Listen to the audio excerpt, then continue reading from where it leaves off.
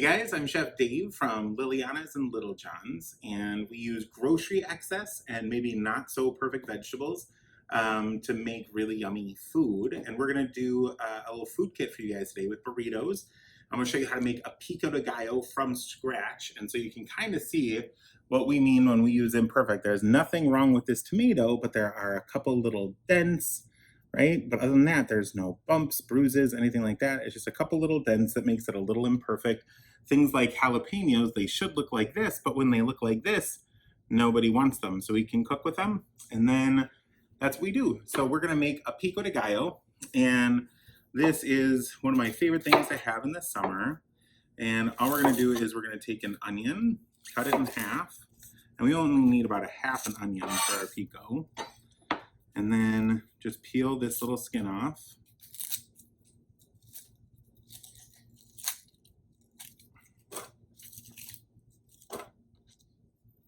And what we're gonna do is we're gonna, with my knife, we're not gonna cut all the way through. We're gonna only cut about this far forward, and we're gonna make some slices, only about 3/4, a little more than 3/4 of the way through the onion.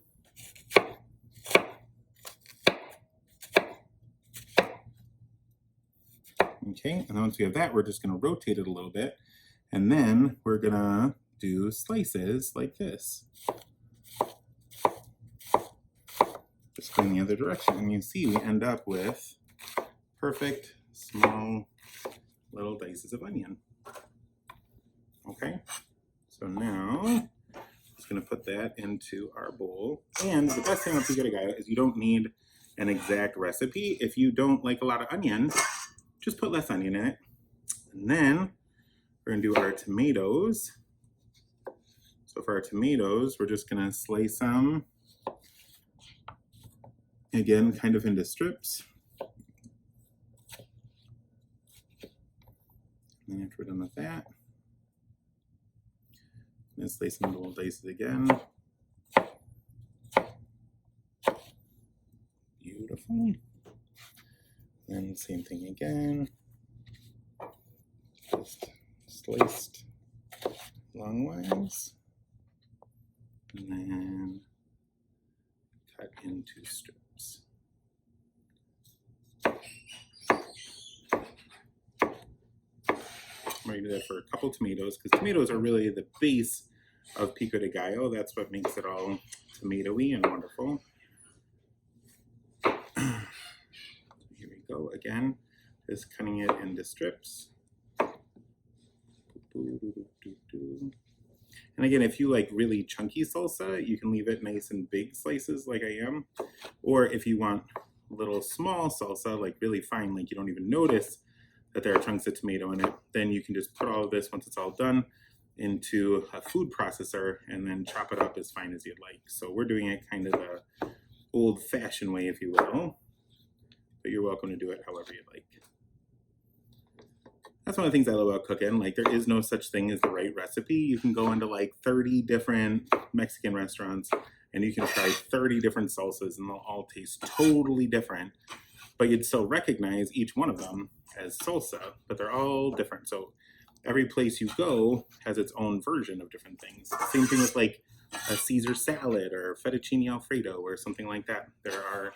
It's definitely a one dish, but every time you get it someplace, it's always something different. So with the jalapenos, what we're gonna do is we're just gonna cut the top and the bottom off. We're gonna cut it down the middle, and then we're gonna cut it in half again. And then along the top, and if you want, you can wear gloves because jalapeno really likes to burn your fingers, or definitely wash your hands before you have to go to the bathroom or anything. It's a good life lesson.